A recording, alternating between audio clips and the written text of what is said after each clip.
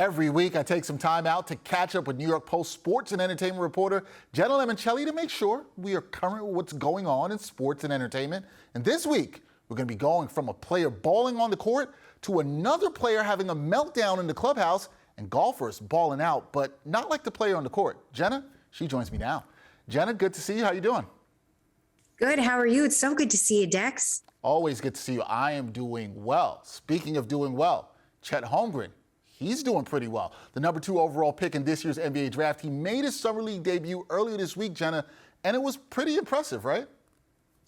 It was quite impressive, to say the least, Dex. Chet Holmgren, the number 2 overall pick in the 2022 NBA draft out of Gonzaga, that 7-footer. He put on a casual 23-point performance. He's even making me nervous out here in a 98-77 victory over the Jazz. He was drafted number 2 out of OKC, a big flashy name and a lot of people questioning him, but he pretty much silenced the haters in that debut. I mean, he credited 7 of 9 shooting and 4 assists with that performance. And he also set a block record with 6 blocks. And then after the game said that the record was only 6.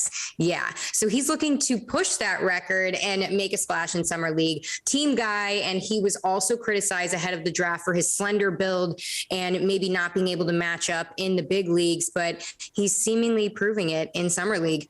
The skinny athletes out there, they are rooting for Chet Holmgren for sure. Now, Chris Sale, he had a rehab start this week as he looks to return to the majors with the Boston Red Sox following his Tommy John surgery. And his rehab start, it didn't go so well, but Jenna, can you talk about his cringeworthy behavior after the game? Yeah, after that game, the Red Sox pitcher, so he was getting that rehab down with the AAA Worcester, and he pretty much tore up the clubhouse, damaged a television, and pretty much went ballistic in a scene that was caught on camera. But he also made up for it by reportedly taking out the team, staff, and coaches for a $6,000 lunch and then some dinner. Also reportedly replaced the TV damages, which was said to be totaled up to $1,100. And yeah, he went a little ballistic there. Now, he was out with that rib injury. And then, like you said, Dex, he had the Tommy John surgery in 2020 that limited him on the field. So again, he spoke out after all of that. And he didn't seem to regret his behavior, but he did call it a temper tantrum and said that he acted like a 7-year-old.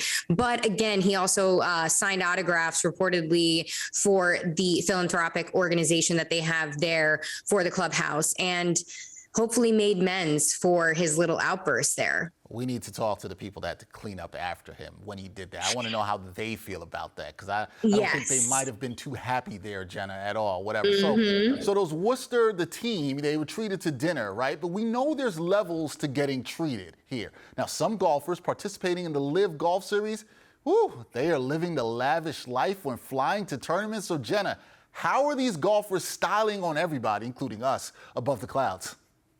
Wow, Dex. So to cap off this recap of stories this week, this is one of my favorites because a viral video showed what appeared to be the inside of a Live Golf private jet, where Dustin Johnson appeared to be walking around, as well as Pat Perez singing "We Are the Champions."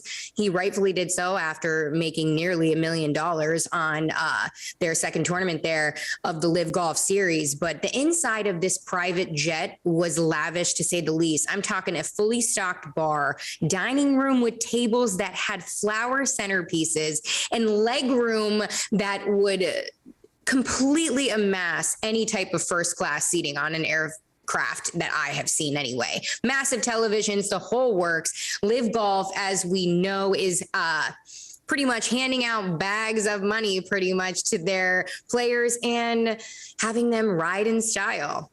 They are definitely doing that. Jenna, where I'm a little bit disappointed with you, I thought you had to hook up to get us on the private jet. I thought that was going to happen.